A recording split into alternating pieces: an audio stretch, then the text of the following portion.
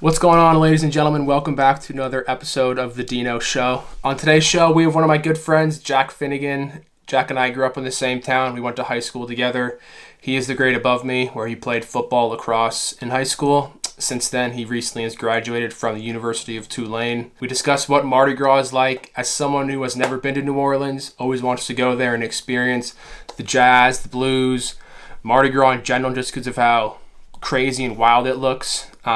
It was cool to hear his understanding and his experience at Mardi Gras. Jack has turned into a complete big hybrid athlete where he has ran Ironmans, marathons, 100-mile races. So it's pretty cool to hear his story, how he got into that, what that is like, what the training is like, and how to stay disciplined in order to compete in these races. He is a God-fearing man, so we discuss what it means to be God-fearing. And also discuss his upcoming travels he's got coming up in the summer, where he's going to go over to Southeast Asia. As someone who has been over to Southeast Asia, I was excited to kind of tell him about it and how he should be really pumped, because that's my favorite part of the world.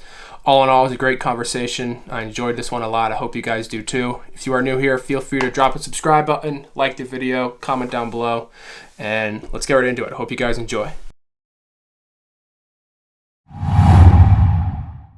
Jack Finnigan, welcome. Thanks for doing this, dude. I see you've been kind of following along the show, some of my old YouTube videos and whatnot. It's cool to finally connect. I feel like we got some similar interests. You were the grade above me in high school, but I feel like now that I'm out of college and you're also out of college, there's kind of been like an invisible string in a way. We share skiing, goose, music, life, faith, working out. I feel like there's like something in here. So I'm happy to actually connect with you and have you on the show. It's an honor to talk with you. You've done many amazing things in your life, and I look forward to getting to know you even more. So, yeah, who knows where this takes us? But welcome to the Deano Show. Thanks, Dina. I appreciate it. I was just saying earlier how Paz first put me on to your YouTube channel and all that kind of stuff. I think it was maybe over Thanksgiving or just like around winter break. And even me and my younger brothers who told me about the show and whatnot, we were watching it. And it's crazy to be back on and speak with you on this in real time. It's great. Yeah, of course. Happy to have you. You're down in Tulane right now. Never been down there. I've always wanted to go to Tulane. I've heard it's a really fun school. Football, Mardi Gras, which we'll get into in a little bit. I'm curious to like kind of know about that whole experience, what that's like. Does Louisiana get any snow? Because we just got absolutely crushed with snow in the Northeast, but I know it kind of went all over the country. I don't even know. Does Yeah, Louisiana it's like funny you say that. Last winter, actually, right around this time, we got hit with like 13 and a half inches. And shit? so with the storm that's been going on, like I know Ole Miss got a lot of snow, and my brother at Oxford in Memphis, excuse Hmm. me, got snow. But we are kind of like out of that bubble right now, so I don't know. It might happen, but it's unlikely now. That Louisiana will get snow. Yeah, Yeah, yeah. I New mean, it's Orleans. because it's right on the now Gulf of America, but right, isn't it right there? Yeah, it's like it's the most southeastern point, pretty much, of the state. Yeah, Tulane, Mardi Gras. What like? I've only seen videos, photos, and like it's a whole obviously a massive one of them. It might be. You can correct me if I'm wrong, but like one of the massive festivals kind of in the country. What It even is. is it, and what like? I'm just so curious. I've only seen videos and photos. I kind of know it's a bunch of music, and that's kind of the New Orleans and Louisiana big scene. So yeah, what Yeah, is Mardi Gras? absolutely. So I'll give you a little synopsis of it. I think Tulane does it a little bit different than how the local Mardi Gras goes. I don't know if you've been down to New Orleans at all, but it's such a bubble. Tulane is such a bubble in the sense that it's mostly frat parties and like you go to a couple parades and whatnot, but you're kind of staying uptown and you're doing your own thing. But Mardi Gras is so many things, and I mean, as you said, it's just really one big party. It's hard to put into words what it actually is, but it's Right. like it's a carnival. And I don't know if you've seen many videos of, like the actual parades and whatnot, but there's all these different types of crews, and everything's got a different theme. And it's been decorated all year, and these people that are on the cruise, like that's everything for them. It's like the most monumental moment of the year, and it's nonstop. I think Mardi Gras season's technically like 2.5 weeks, but the Mardi Gras holiday during Tulane is like 5.5, 6 days of just nonstop. It's just a Mhm. bender, and it's like every day tries to outdo itself. But I think like the pinnacle of like the Tulane Mardi Gras is something called Tequila Sunrise, which is it's Monday into Tuesday, and you stay up all night, and it's Mhm. kind of it's up to you what you want to do with that. But for me, like I would always go see a show, some live music at midnight, like Mhm. get the night going a little bit, and then we transition into the house party at 3 a.m. into like a 6 a.m., 7 sunrise, like on the roof, and then it's just kind of like that's that, like that's the end of Mardi Gras. And a lot of people call it then, but there are parades on Fat Tuesday that go on. So, me and my buddies would hightail it down to see the 8 a.m. parade and celebrate it off then. Yeah, is school like running while this is going on, or is this like, does the school kind of So, like, how does that work? Because it's yeah, obviously that's a a good question. So, statewide massive party. students, even high school students, have this time off, and I'm working now, so I'll have technically that I'll have Fat Tuesday off, and Okay. I'll take Monday off because I'll know that it's not going to work out. But Yeah. students typically take like Wednesday through the following Wednesday off. Like yes, you have school, but it's kind of known within like the community. Like you go to Tulane, like the professors live nearby, like they know exactly what's going on. So Yeah. you kind of get that leeway. It's just like a matter of getting your work done and staying on top of it. That's a good thing. That's how it should be. Like if you get that annoying professor, it's like, oh, I'm gonna assign you a lot of work like this week and gonna ruin it for like that's just I'd just be like a dick move. I've had like it's funny back in Denver when we've gotten dumped with snow before. Some professors have been like, I know you guys love skiing and snowboarding, and I know the mountain just got a lot of snow. Like, and if for some reason we'll go online or Zoom meetings for classes, they'll be like, we'll cancel class today, go out, go like ski, go do whatever, which is pretty cool. Like they kind of understand the whole student vibe and student body because it's important. And obviously Mardi Gras and skiing are two different big like skiing's not a holiday, but Mardi Gras is a It statewide still holiday. matters. Yeah, it does.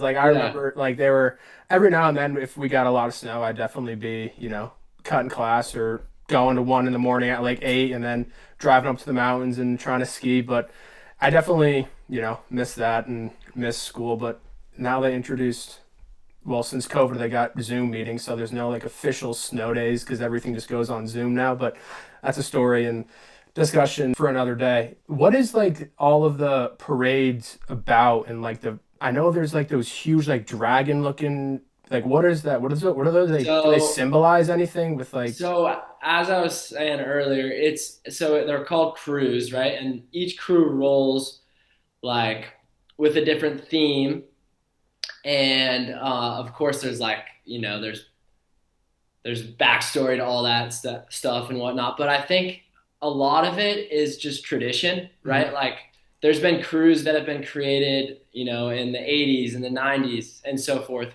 But I think Mardi Gras started, correct me if I'm wrong, fact check me on this, but I think it started in the 70s as a way to stimulate the economy here in New Orleans. And people kind of ran with it. Like it never really was this crazy party thing, because obviously that's like a way for them to make money off of it. Like it always existed. And I think it was just taken to that next step to kind of take New Orleans as that like destination where anything goes. It's hard to explain, but every single crew represents, like whether it's like a Greek name, like there's Bacchus, and Bacchus is a parade that happens on Sunday night, every year, and I mean, as you know, Bacchus is like the queen or the goddess of wine and spirits and party. So it's just like they throw beer luges off, like they threw beer beads with like beer cans on them and whatnot. And every single parade's a little different, and there's like a tradition that goes along with it. And I think that's what makes it special. It's just like the uniqueness of it all. What's that main street in New Orleans? What's it called? So St. Charles is the one you're thinking of with the streetcar line. Yeah, So yeah, they yeah. mostly run down that, and you can stand either on the side of the street or in the median, like where the streetcar runs, and that's the best spot to get all the Yeah, throws. yeah, yeah.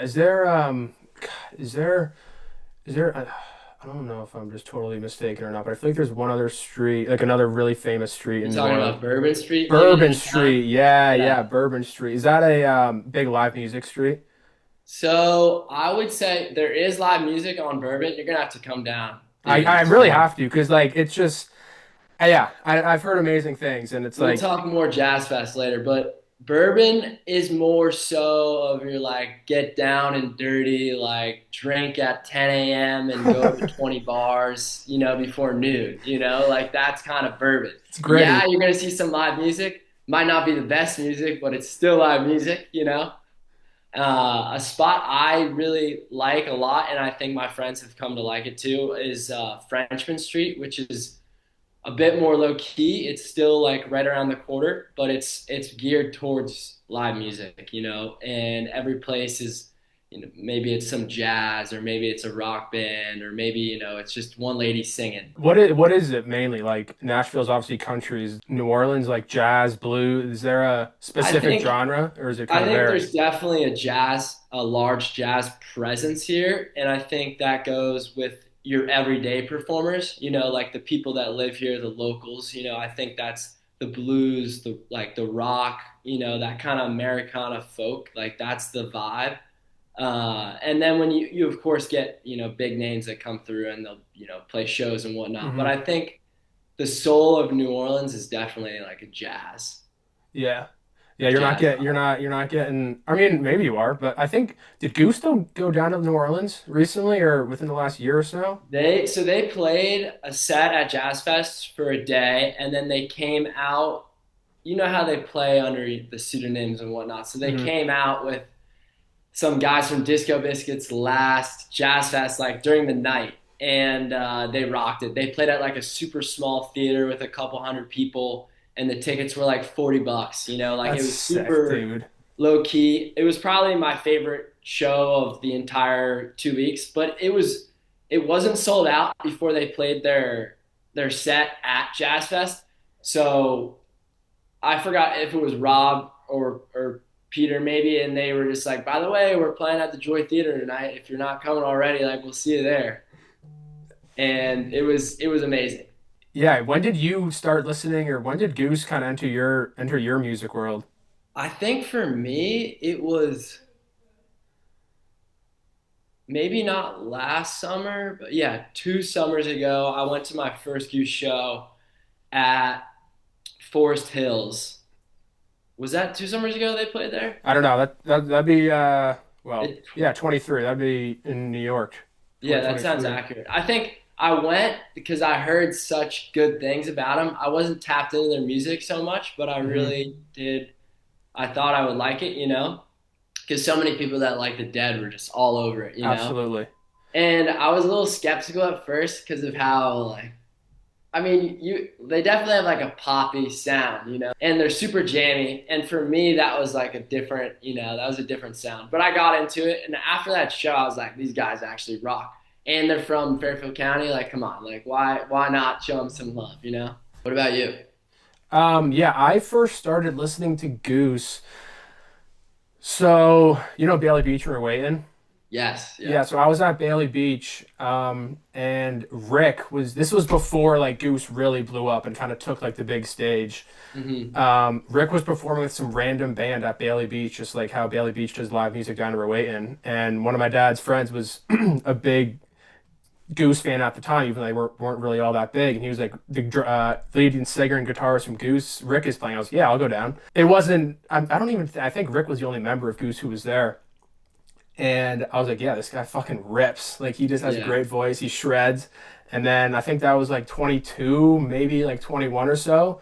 And then I started listening to them really ever since that. Wasn't really getting into them because they hadn't really dropped much music. And then when they came out with Dripfield, which was Hmm. I don't know if it might have been summer 23. I just played that nonstop. That was like Hunger Yeah. Sight to Born and all those songs just like lit. like just I was like I'm so sold on them. And then Hmm. I think that fall when I went up to school, they were in Red Rocks, Yeah, it's and unreal. that got me like really into them. And that was probably my favorite Goose show at Red Rocks because I saw them recently. I've seen them twice at Fiddler's out in Colorado, and then I just saw them this past summer, which you were at the show too at Westville. Yes, yeah. Me and my dad went up. We saw him playing the bowl. That was a really cool venue. I did not know what to expect, and they rocked it. It's crazy. They played that same encore for the New Orleans night show. The You Spin Me Round. Yes. So Yeah. I saw that, and my mind was blown like the first time around. I was like, I can't believe they're playing this right now. And then I was telling my dad about it, because we were at that show, and they played it again, and I was like, no way, It's a like this total is full circle insane. moment. Texting all my Tulane buddies, Yeah. like they did it again. And it's funny, you mentioned the Dead and how I've obviously grown up with the Dead, and I'm sure you are the same. I'm sure you influenced them at a young age. I remember, driving to lacrosse tournaments and I'd hear Ripple or whatever the song is on the Big time. radio. Yeah, and like I Sirius wasn't XM 23. exactly, and I Yeah. wasn't too into live music, into the Dead really at that time. But as I got older, I started listening to them on my own, and I like would have flashbacks of like hearing this song and be like, "Oh my God, this reminds me of sitting in the front seat of my dad's car driving to Baltimore," and I'm hearing. So it's kind of weird how like when I was younger, I wasn't really into all that music, and then as I got older, I started listening to them on my own, and it just them and Goose have played a huge role in live music for me. Yeah, how many shows have you been to, and what is the Grateful Dead I think or Dead and Co. had on your my first life? show, I remember I went with my dad. It was just me and him. We went for my birthday when I was a freshman in high school. So that was like 2017 at the Xfinity Center in Hartford. And Yeah, we had some very sweet seats. And just being around those like people for the first time, I will never forget. It was just so eye-opening, to see that change of culture and vibe. And I gotta think for a second. I think I went to a show pretty much every summer, 2018, like from that point on. yeah, yeah, yeah. And I know there was some time where they played a bunch of shows at City Field, so I got to go back to back nights. That was cool. And I mean, as you were saying earlier, like for me, it took some time, like listening actually on my own. But Hmm. then I got to see my little brothers who were like, "What are you listening to? Like, this isn't good."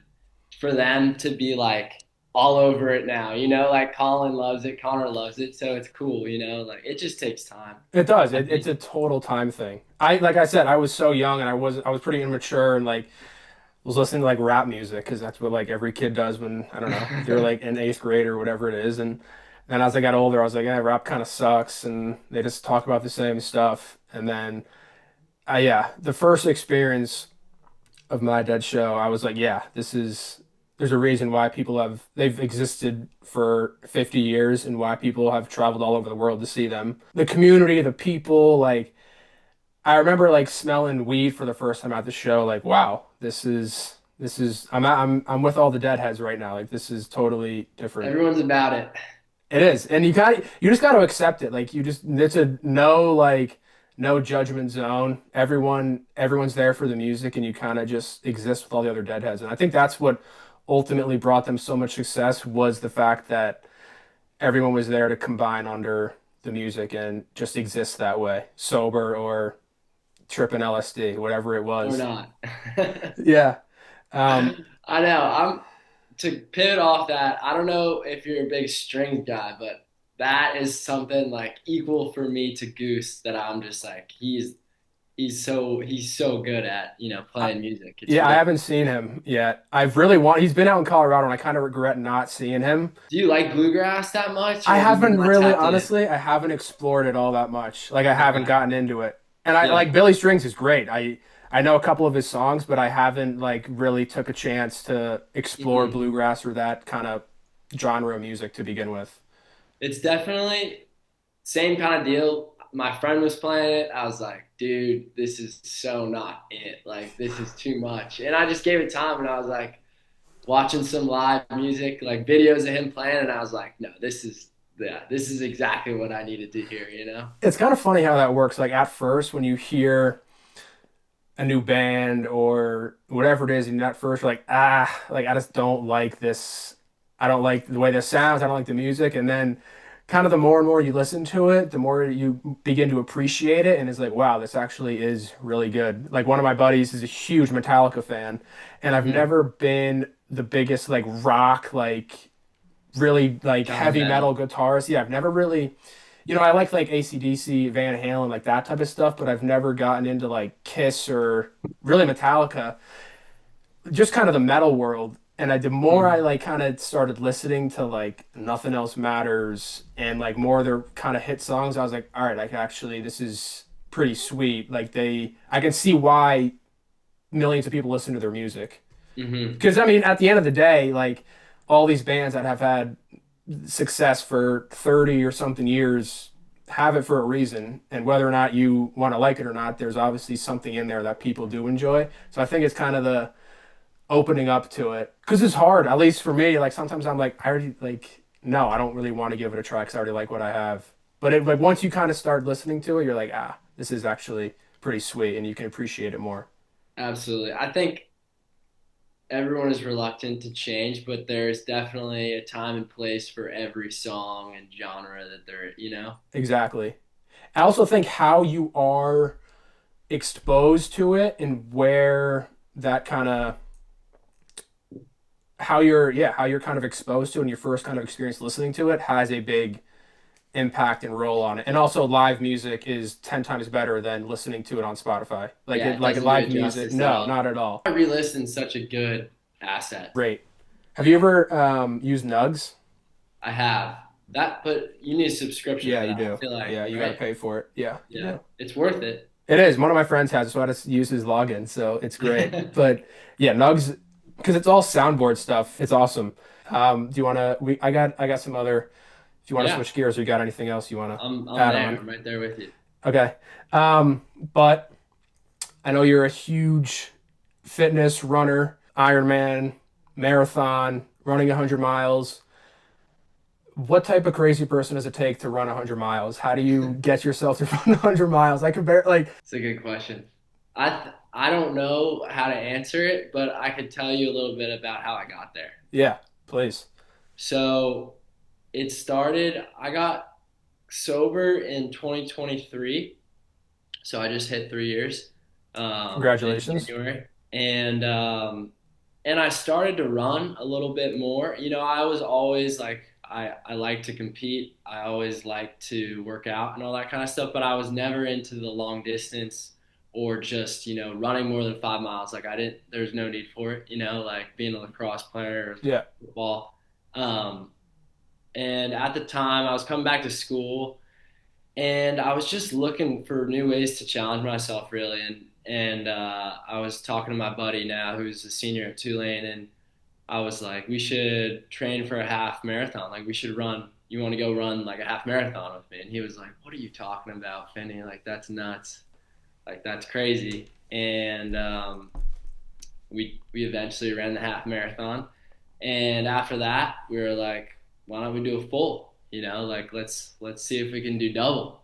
And so we trained that whole summer and we got super into it. We were running together in Charleston, running up and down the Cooper Bridge, you know, every day. And we ran it in August and we were like, we ran a marathon. Like, let's go. You know, like that was cool. I never thought I was gonna do that.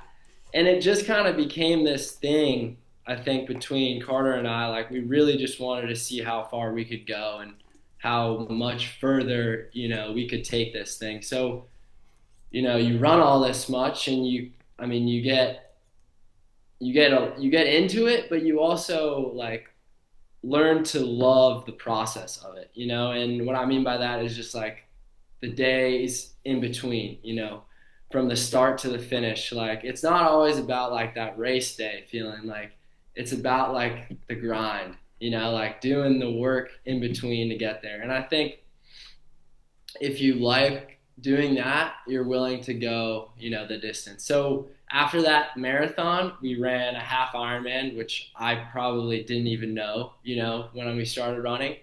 Um, and for those that don't know, it's a 1.2 mile swim into a 56-mile bike into a half marathon. So, like, we had to get our bikes, I had to learn how to swim again, all these things that I thought I knew I had, like I really didn't. It's not easy learning how to swim again. It's a frustrating thing. And we did that all on our own, and then we finished the half Ironman, and I looked at Carter. I'm like, you know what I'm gonna say, right? Like, and he's like, I don't know, man. Like, I gotta study for MCATs, and it was pretty much with a little convincing. I got him to go all in on it, and we were locked in. And those the Ironman races aren't cheap. Like, you'd be shocked how expensive they are, and all the gear and all the nutrition. It's not a college dude's sport, No. by any means. Um, we ran that Ironman, and so that was that. And I was so satisfied and content. But we also knew like there was still going to be some light at the end of the tunnel.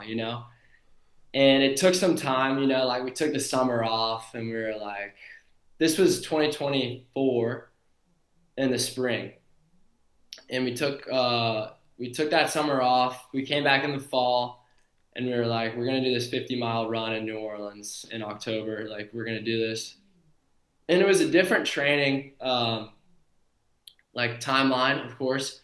For those like triathlon races, I would say that the hardest part about training is it's like you want to split your day into like two events, whether it's like you're in the water and then you're on the bike, or you're on the bike and then you're running. Like, you want to get your body acclimated to that feeling of being under pressure, and putting your body through that duration of time. But when it came to running the distance for these ultra marathons, it was just like, do what you can during the week, get some miles in, whatever it may be, a couple lifts. And then Saturday and Sunday were our 2 days where it was just basically back to back distance days. And you wedged your way up until you were running essentially like a marathon Saturday, marathon Sunday. Holy fuck. And come Sunday, like, of course you're in the hurt locker, like you're riding the pain train all the way, but it's just like your legs just got to get used to that feeling. Um, and then, we did that 50 in 9 hours. Like, it was awesome because it was in New Orleans, and like all my buddies were there, and my mom came down, my little brother, and it was cool to finally do a race like with all the homies around and like catching it. Like, Finney's going to work, like we're seeing him do this for the first time. Like, this is awesome. And then once we did the 50, we were like, all right, like, there's no other choice. Like, we're doing 100 in the spring. And that's kind of how we got there. It's not like one day you're just going to like run 100 miles. Yeah, It's like right. as steady as it can be, increase. Well, first of all, congratulations on being sober for 3 years. That's a huge accomplishment, especially being around young 20s. That's pretty hard. Being in college and surrounded by partying and drinking. So hats off to you. That's a big congratulations. Thank you. Appreciate it. Yeah, of course. It's interesting. Would you say that the training is harder than the actual race day? Because I've heard a lot of, marathon runners and people say that race day is easier. It's the training, it's the disciplining yourself to waking up, be like, I'm running 20 miles on this Sunday and Monday, and I have no, I have to do this. Like, I'm doing it. Yeah, first thing, I want to shout out Carter for being not sober and still doing all this stuff day in and day out, because that takes a whole nother type of Yeah, beast. yeah, that's a whole other. Um, it's the best outlet for sure, though. It's the best detox I think you can do yourself. But I think race day is a celebration. Like, that's your victory day. Like you said, like you did all that work to get there, and now just go out there and play. It's like the game. I would say that I mean, for myself, like I get butterflies, like it's like kickoff, like we're actually gonna do this thing.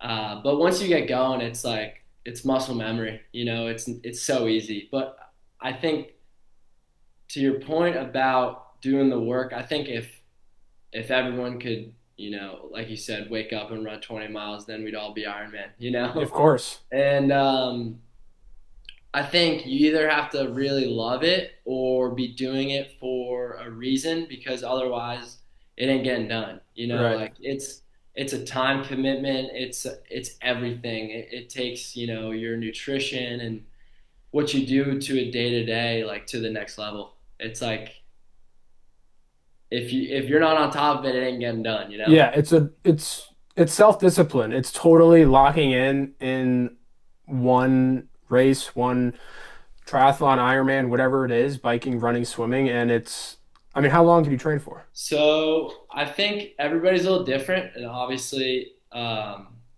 affects it and whatnot. But I would say the half Ironman we trained from like August to the race date in December, and then like that was probably our longest block of training. Like everything else, of course, like once you're like able to run 20, like consistently, like tomorrow we're going to go run 20. Like if you could do that, that's like starting off, a couple, 8 weeks ahead of, starting off from your basic level. So like Hmm. me and Connor are running an 81 miler in April and like we just started training for it like this past week, like the beginning of the year, just because like the only new thing that's getting tossed at us with this one is the elevation. So for us, living in New Orleans, Louisiana, where the sea level is zero and we're basically, in a big bowl, like we're just training elevation, we're hitting the stairs and for the next 3 months, like every weekend. Yeah, you don't stop pretty much. Swimming, how long is a swim for the triathlon or Ironman? So the Ironman full is 2.4 and the half was 1.2, obviously. Good. But I mean, I know how to swim, obviously, but like yeah, that's a different type of swimming yeah, for it is. sure. It is. So I mean, obviously we were not swimmers in high school. We did not have a water polo team, like so like I had to take some cues from some younger guys, that I was friends with that did have experience in the water. And, whether it was certain kickboard drills or Finney, just watch me do this, 100-meter freestyle a couple times and, check your form. Like it was really just a work in progress. And you sink, really. You really do have to sink before you swim. Like it it is similar in the sense of running. Like once you get your stride, like it's a flow. And like it's a serious workout that you can do like continuously. Like you swim in the pool for 40 minutes nonstop. Like it's just about as zen as you're gonna get, like you tune everything out. That's epic. And what I like so much is there's no option to listen to your music, like you're in a constant state of flow and the thoughts that are in your head are gonna be in there when you get in and when you get out, like it's a mental and a physical workout. 100%. It's a total.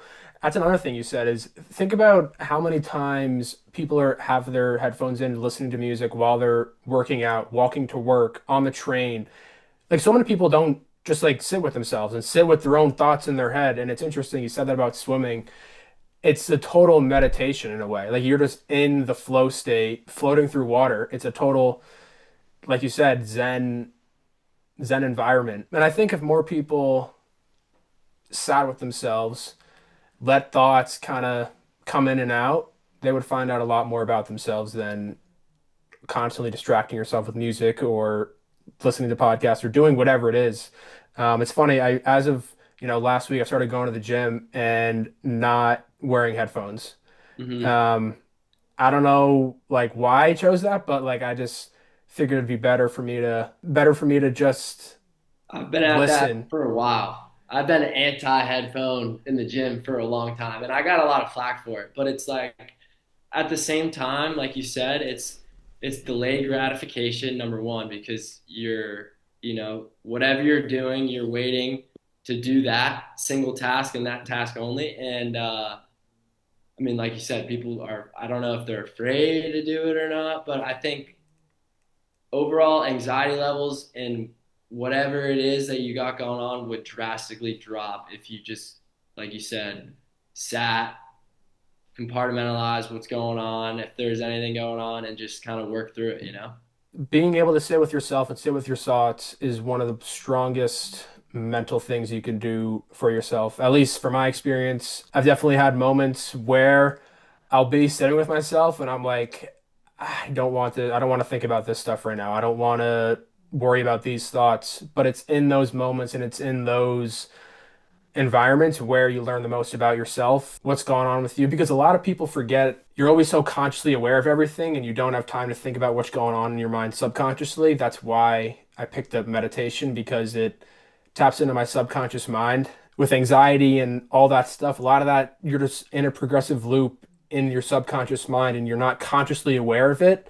And so for Mhm. me to be aware of, what's going on around me has changed my life, changed me, and terms of mentally happier, just all that stuff. And I think if more people spend time with themselves, like we said, they would be a lot more in tune with who they are. Because, I mean, think about how many people nowadays just watch social media, watch other people's lives, and watch how everyone else is living and constantly distracting themselves, not being able to sit with themselves or always looking for ways to not be bored when in reality being bored is like the best thing you can do for yourself.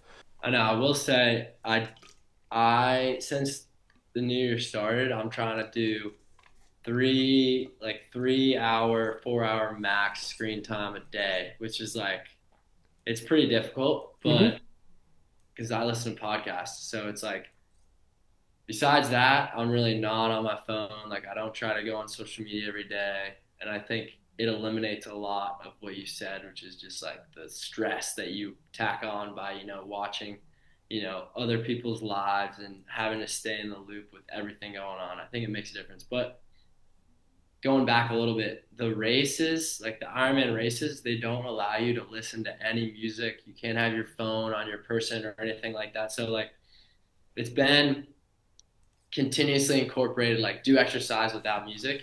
And like now I don't do no music. I don't like bringing my phone on my run when I go. Like I just like to be with myself and my thoughts. And I find that is like the most peaceful time of my day.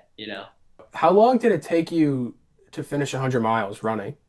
So we I actually have a funny story with this. And so we started late. We started our race late. And Like on purpose, or was that no, not on purpose. So Carter and I always had some pledges come with us on these weekends, and these were guys that we wanted to have for morale. Like you're gonna wear the banana costume, the banana onesie, and you're gonna drink cold natty light all day, and you're gonna cheer us on, and have a great time. And so the kids that we brought last year, both solid dudes. But the problem was we woke up at 4 a.m. and we couldn't find, they could not find the car keys that had been misplaced from the previous night in our hotel. So we Ubered to the race site, basically, Carter and I by ourselves while they found the keys. And so we kicked off the race like 20 minutes, maybe max, behind everyone else. And we didn't see him for like the first 2 hours. So Carter and I were just on our own dealing for like the first 15, 18 miles. Um, and that was at like, I think 6 a.m. and we finished at 3:15. So all in all, it was 21 hours just around then. And, I don't know if anticlimactic is the word, but I mean, it's 3:30 in Jupiter, Florida, like nobody is awake. There's barely lights on the street. You finish at this beach and, like there's a little tent with the two guys that put the race together and, they give you your buckle and it's just like black, like the sounds of the winds coming in and the waves are coming through and it's just like, wow. Like I'll never forget that. Yeah, dude, 21 hours of continuous movement of your body. How do you keep moving? Like it's a Yeah, 100 miles. Like at I know some it's point, I hard. feel like It's your like legs would just very like, hard to conceptualize, but I'll try to break it down. So, for example, like every hour on the hour, we would refuel with, we had a water bottle with like 400 grams of carbohydrates, just like electro mix. And with that, we would have, a gel. So like 100 cal gel, maybe another gel if we need it. And that's just like quick carbs, a little sugar. And then it's really anything else that you want to supplement along the way. So thankfully, Mr. Frankham, Carter's dad, the goat, had a RV set up, like driving alongside us because there's like it's a highway essentially. Like you're running along the beach, it's a straight shot hmm from Cape Canaveral to Jupiter, and they didn't have a whole lot of like nutrition tents. They weren't giving anything out. Like this race was completely on your own. So Carter's dad and the two underclassmen and our crew would essentially just be on the phone ready to pull over, or every 5 miles essentially was that cue to be like, okay, let's reset, let's get some snacks. Like at one point I think it was pickle shots that got me through it, but you crave different things, like, so whether it's like the salty pretzels or the M&Ms, like we had so much going on that you got to the end of the tailgate and you were like, all right, this is what I want right now. Like, get me this next time. But dude, it's crazy. Like, once it got dark out at like 6 or 7, I was hitting like Perrier seltzer. Yeah, that's what it's yeah, called. yeah, yeah. Like, I would just dome a seltzer, like automatic. Like, I don't know what it was or why it tasted so good, but I just had to do that. I cranked like 10 or 12. You just get into crazy Hey, cravings. whatever makes you keep going.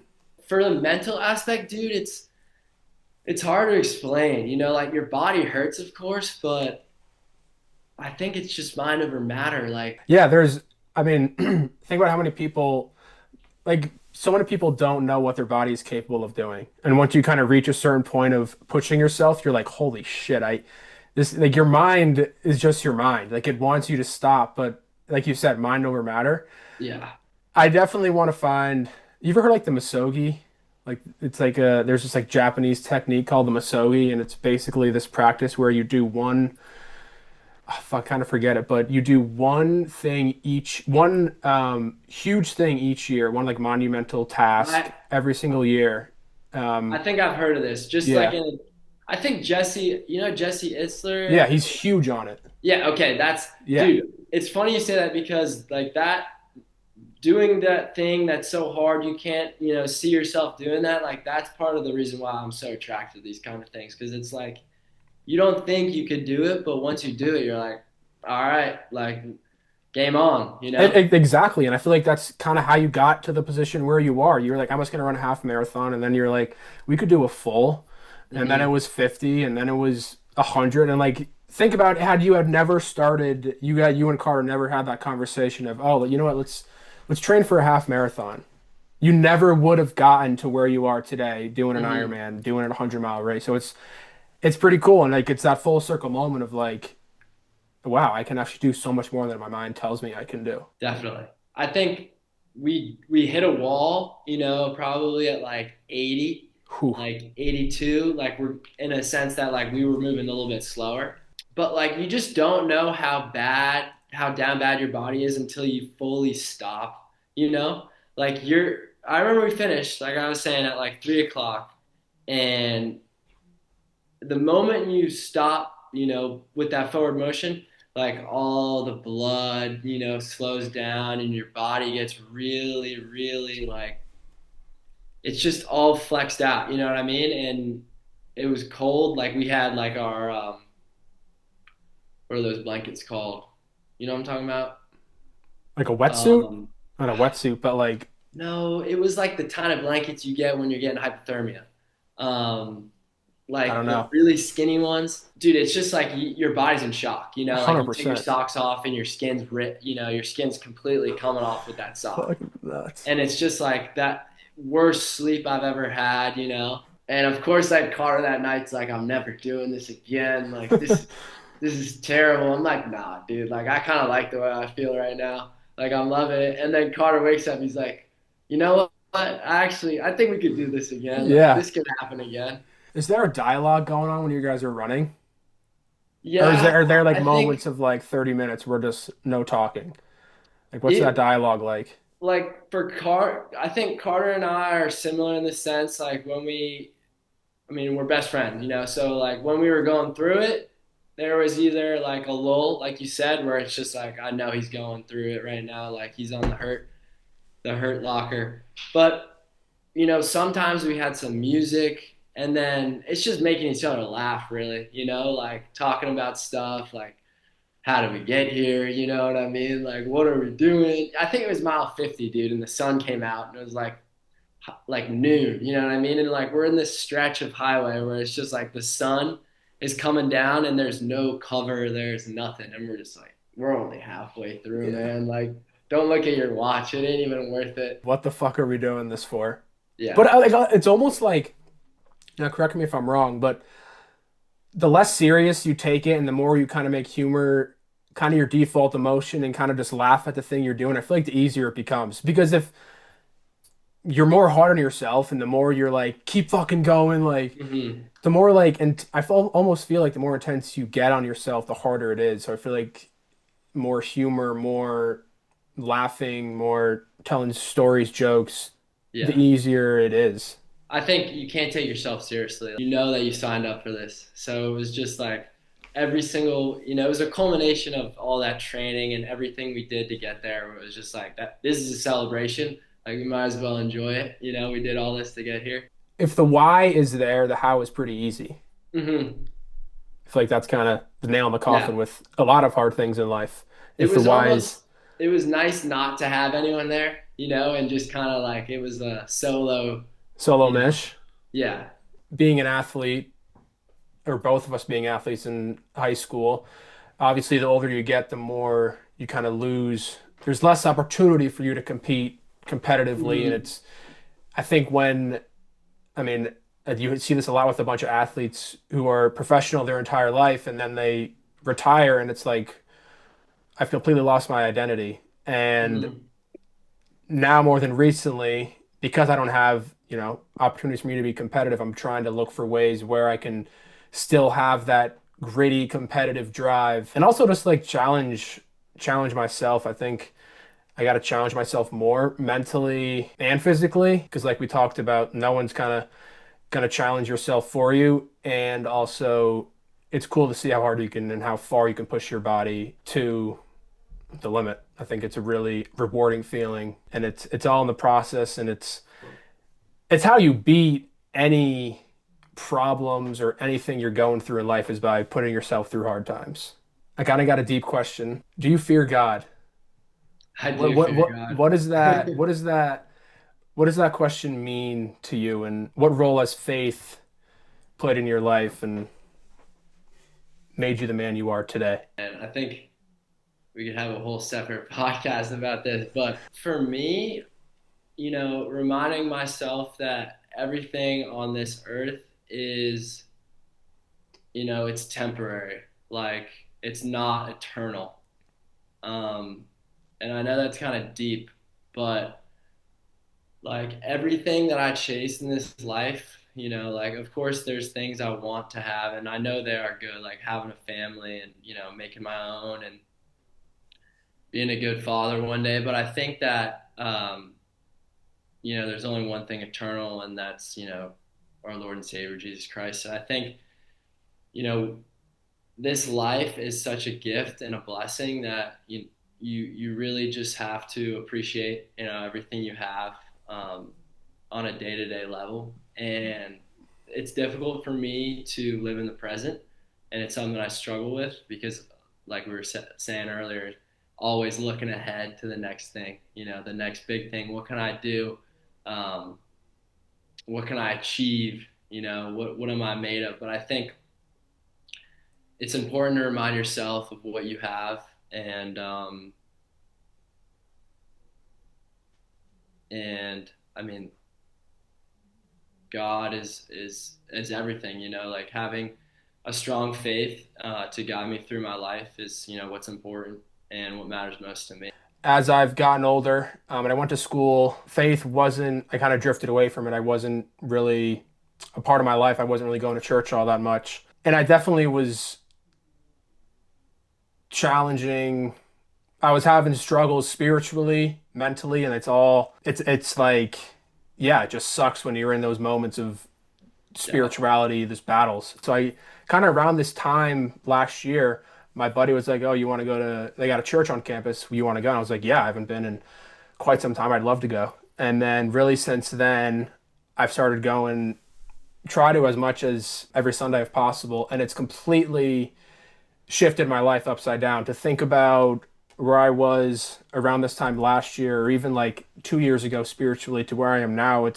I look back and I'm like, how was I living? Like, how was I going through my everyday life without God in my life? I don't know how I really was doing it. And that's the power of the Lord. That's the power of the Spirit. And it's made me who I am today. And there's this I came up with this on my own, and I'm sure other people have thought about this before, but I fear God in the sense of being a good Christian, like judgment and following his orders and that type of stuff. But I also fear God because of the way he can shift your life upside down and do all the things you want and completely change you to the man who you want to be because your brain, your amygdala, which is like the part of your brain which all the anxiety comes from, which protects you from, it kind of wants you to keep you in your little box. And I think Like fight or God, flight.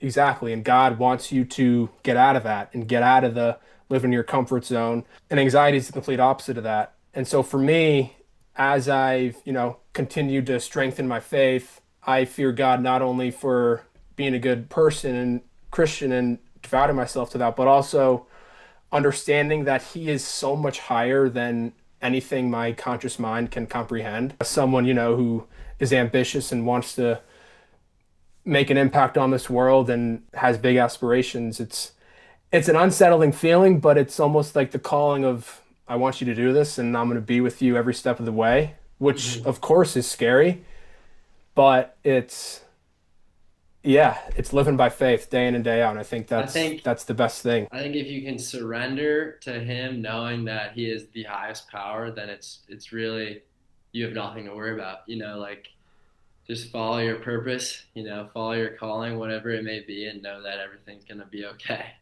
I guess and my question for atheists and like why you don't have faith or anything like that um, is you subconsciously throughout your life, if you're a non-believer, live by faith in so many ways you don't even like understand. Like you get on a plane, you're living, you're not consciously aware of it, but you're putting your faith in a pilot that he's going to get you from point A Hmm. to point B. So why Yeah. can you do that, but you can't put your faith into the evidence that Jesus Christ did live a perfect life and was the perfect man 2,000 years ago. So why? I don't know. I don't know. But I think, You got it square right there, dude. I find myself like I agree with that. I think people can do that with, drugs and alcohol where that is the sole, thing that matters, for me, like that was definitely prevalent at one time in my life. yeah. Are you planning on doing any solo traveling? So, Tell me about that. so when July rolls around, me and a few of my buddies from New Canaan High, Dean, Bart, Peter, right now, that's the squad we got, and it may climb in numbers, but we're gonna be going to Japan for a week. Um, and before we go to Japan, I will be hitting Hawaii. I haven't been, so I'm gonna be in Hawaii by myself for like 3 or 4 days. And then I think after Japan, that's when we'll go our separate ways. I know Bart's gonna stay for another week and do some stuff in Japan, but I am going to a few countries in Southeast Asia that I'm excited for. Um, Bali will be one of them. I know you had some time there, which I'm stoked for, and yeah, I'll be doing it for I think maybe a week and a half or 2 weeks. I think it is after the Japan trip. Hell yeah. First, hmm have you ever solo traveled? I did. So when I went abroad, I was in Rome, and I went to over 17 countries in Europe, one in Africa, and a lot of that was by myself. Um, some of the best times I had, Of course, dude. abroad It's were the just kind best. of going all over and figuring it out, not really having a plan, but knowing that one was to be made, upon arrival. And I think there's definitely some beauty to that, and there's a lot to learn when you're out there by your own. I think solo traveling is one of the best things you can do for yourself. I mean, we talked about it earlier, but being able to travel to another country on your own without that kind of set in stone plan that you're with all these people and everything and whatnot.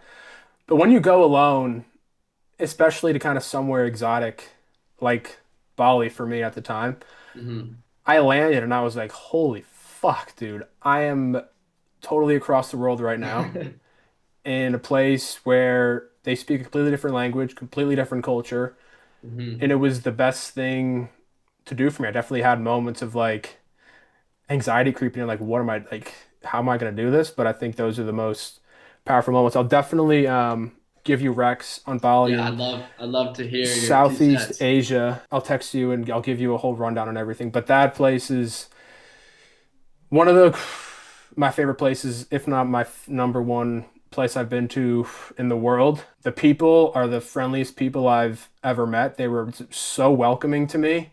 They made me feel like I was a part of their culture. I learned so much about their culture. Definitely an eye-opening experience for me. Like I went there and it's not a third world country, but there's definitely parts of it where it's pretty poor. And it really opened my eyes to once again of how lucky I am and how fortunate I am to experience life I'm experiencing right now. Because there's a lot of people out there who have it 10 times harder, and like actually have real stress and like real problems. So there's that side of it, and that, changed me completely. But I don't have to give you all the recs right now, but you're going to love it. I don't know if you have your flights booked or anything yet, but I do. it is, I can't even put it into words, dude. That's my favorite place in the world. It's fucking amazing. You're going to love it.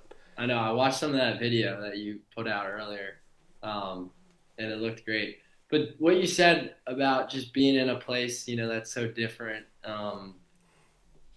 and like even in Europe, I found myself like, oh my gosh, I can't believe how lucky I am to live in America. Like people can hate on our country all they want, but I feel like they don't understand how blessed we are, like with Hmm. everything that we have and the way that.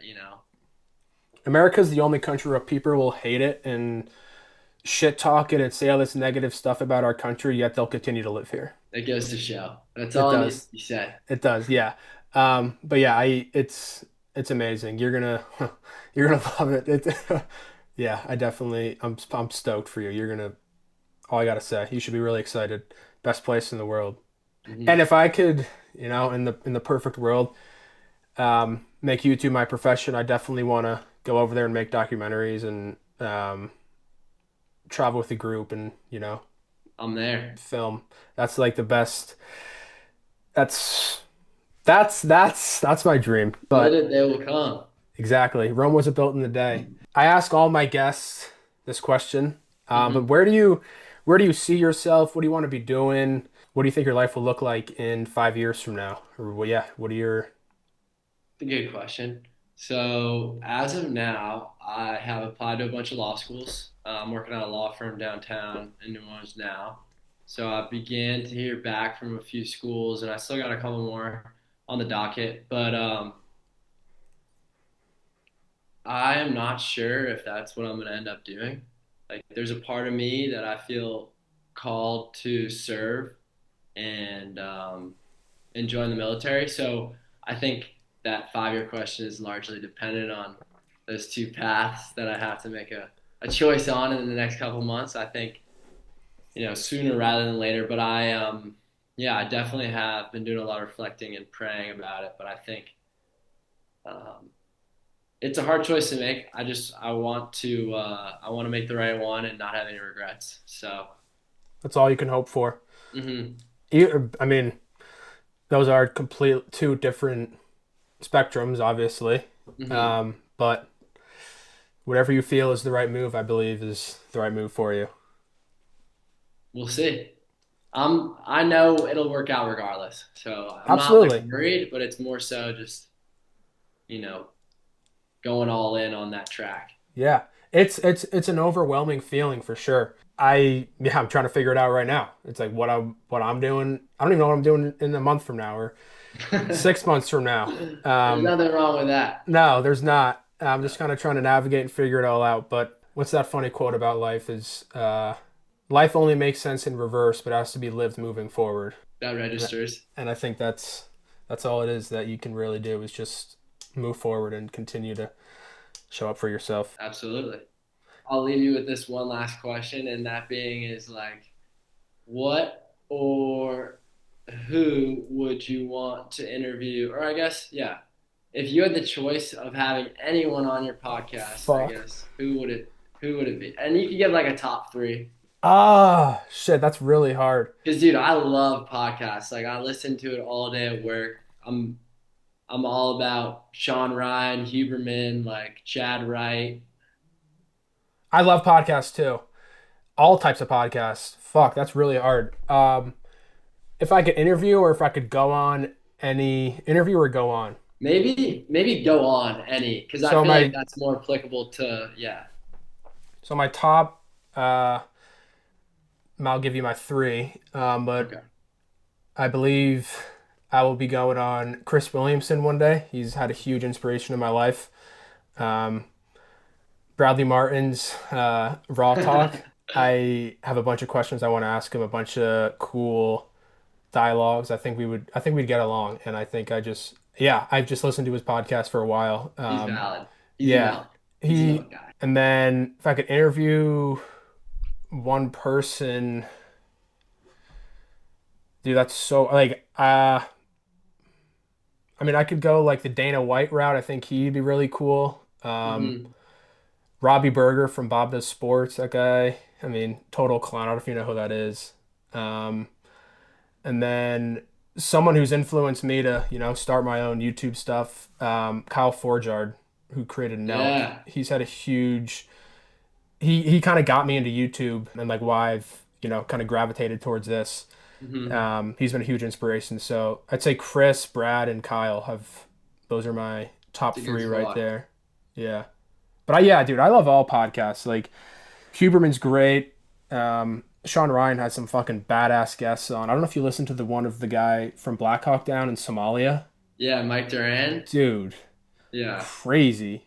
it is. There's some stories don't sound like they could be real, you know? Right. It's insane. Yeah. Um, Different lives. yeah. And then obviously Rogan. I mean, Rogan's great. I love Rogan. Theo Um, Vaughn's cracks me up dude, every time. he